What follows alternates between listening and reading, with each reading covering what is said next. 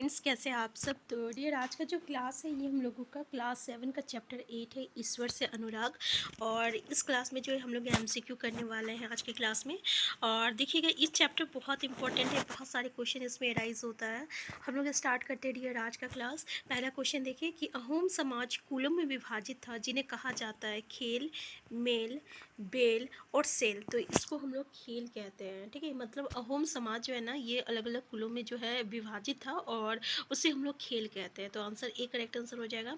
Next है, गुरु गोविंद सिंह ने खालसा की संस्था का निर्माण कब किया। ऑप्शन देख सकते हैं 1609, 1606, 1689 और 1699। हमारा करेक्ट आंसर हो जाएगा 1699 में। नेक्स्ट है, नैनार संप्रदाय किस ईश्वर की भक्ति करते थे। पहला जीव भक्ति और शिव का, विष्णु का, इंद्र का। तो नैनार लोग जो था ना, ये शिव भक्ति करते थे। आंसर एक जो रहेगा करेक्ट आंसर हो जाएगा। नेक्स्ट क्वेश्चन है, भक्ति और सूफी आंदोलन का उद्भव किस शताब्दी में हुआ था। 8वीं शताब्दी, 7वीं शताब्दी, 12वीं शताब्दी, 16वीं शताब्दी। भाई हमारा करेक्ट आंसर हो जाएगा ये 8वीं शताब्दी में हुआ था। याद रखिएगा, करेक्ट आंसर क्या हो जाएगा, 8वीं शताब्दी हो जाएगा। नेक्स्ट क्वेश्चन है, मीराबाई के संदर्भ में नीचे दिए गए कथनों पर विचार कीजिए। पहला, मीराबाई रविदास जो अस्पृश्य जाति के माने जाते थे कि अनुयायी थे। इनके गीतों ने उच्च जाति के रीतियों और नियमों को खुली चुनौती दी। मीराबाई के गीत राजस्थान और गुजरात के जनसाधारण में बहुत लोकप्रिय है। तो भाई हमारे स्टेटमेंट देख सकते हैं, हमारे स्टेटमेंट आंसर डी है। अगर हम लोग मीराबाई के बारे में देखें तो ये तीनों स्टेटमेंट बिल्कुल सही है, जो कि हमें क्लास 7 के चैप्टर में आपको यहाँ पे देखने को मिला है। क्लास 7 का चैप्टर जो अब हम लोग डिस्कस कर रहे हैं, जो कि काफ़ी इंपॉर्टेंट सब्जेक्ट चैप्टर है। और यहाँ से बहुत सारे इंपॉर्टेंट जो है हमें क्वेश्चन इस चैप्टर से देखने को मिलता है। नेक्स्ट क्वेश्चन है, देखिए अद्वैतवाद के समर्थक कौन थे। शंकर थे, रामानुज थे, विष्णुदत्त थे, रामदास थे। तो आपका आंसर हो जाएगा शंकर, आंसर ये हो जाएगा। नेक्स्ट है, खालसा पंथ की स्थापना किसने की। गुरु अंगद ने, गुरु तेग बहादुर ने, गुरु गोविंद सिंह ने और गुरु अर्जन देव ने। तो खालसा पंथ की स्थापना जो है गुरु गोविंद सिंह ने किया था। नेक्स्ट क्वेश्चन है आपका, नैनार और अलवार भक्ति आंदोलन कहाँ पर चला था। उत्तरी भारत में, दक्षिणी भारत, पूर्वी भारत और पश्चिमी भारत। तो ये आपका दक्षिणी भारत पे चला था, आंसर बी हो जाएगा।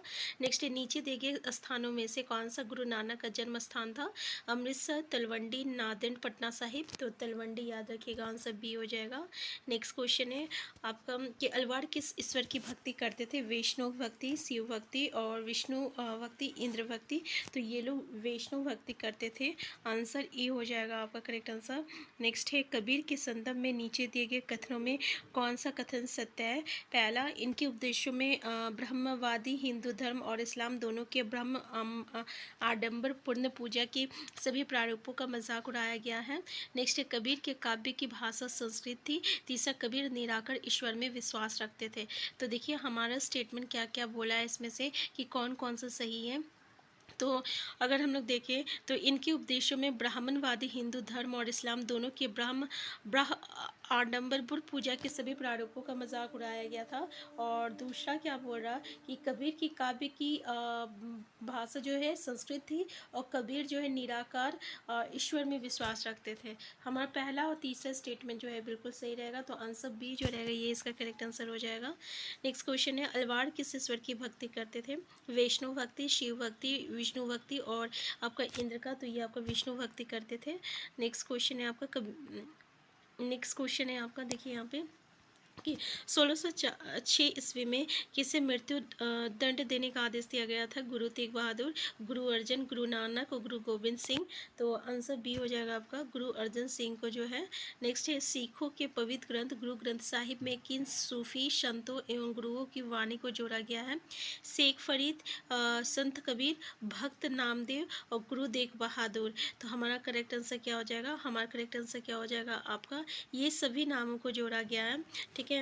शेख फरीद का, संत कबीर का, भक्त नामदेव का और गुरु तेग बहादुर का। तो आंसर क्या हो जाएगा, आंसर डी जो रहेगा ये इसका करेक्ट आंसर हो जाएगा। नेक्स्ट क्वेश्चन है, ज्ञानेश्वर, नामदेव, एकनाथ और तुकाराम किस जगह के संत थे। महाराष्ट्र के थे, कर्नाटक के थे, तमिलनाडु के थे, मुंबई के थे। तो ये लोग महाराष्ट्र के थे, आंसर ये हो जाएगा। नेक्स्ट है, नामघर, कविता पाठ और प्रार्थना घर स्थापित करने की पद्धति किसने शुरू की। शंकर देव, चैतन्य देव, संत ज्ञानेश्वर, संत रविदास। हमारा करेक्ट आंसर जो हो जाएगा, आंसर ए हो जाएगा, शंकर देव हो जाएगा। नेक्स्ट है आपका कि गुरु नानक से संबंधित नीचे दिए गए कथनों पर विचार कीजिए। पहला, गुरु नानक ने अपने अनुयायियों के लिए एक नियमित उपासना पद्धति अपनाई जिसके अंतर्गत उन्हीं के शब्दों को गाया जाता था। नेक्स्ट, गुरु नानक के अनुयायी पहले अपने धर्म या जाति अथवा लिंग भेद को नज़रअंदाज करके एक साझी रसोई में इकट्ठा खाते पीते थे और इसे ही लंगर कहा जाता था। तो लंगर के नाम तो आप सुने होंगे। तो हमारे ये दोनों स्टेटमेंट जो है बिल्कुल सही है, ठीक है ना। तो आप ये समझ गए, पहला और दूसरा स्टेटमेंट दोनों स्टेटमेंट सही है। नेक्स्ट, ग्रंथ साहिब की रचना किस लिपि में की गई है? गुरुमुखी में, सिंधु लिपि में, ब्राह्मण लिपि में, देवनागरी लिपि में। तो ये आपको गुरुमुखी में किया गया, आंसर ये हो जाएगा। नेक्स्ट है गुरु ग्रंथ साहिब। नेक्स्ट क्वेश्चन है आपका कि नीचे दिए गए कथनों पर विचार कीजिए। पहला, गुरु अंगद ने गुरु नानक की रचनाओं का संग्रह किया और उस संग्रह में अपनी कृतियाँ जोड़ उसे एक नई लिपि गुरुमुखी में लिखा। देखिए, हम आपको बता दें कि हमारा जो चैप्टर का डिस्कशन हुआ है, हम लोग एक एक पॉइंट को डिस्कस किए हुए हैं, ठीक है ना।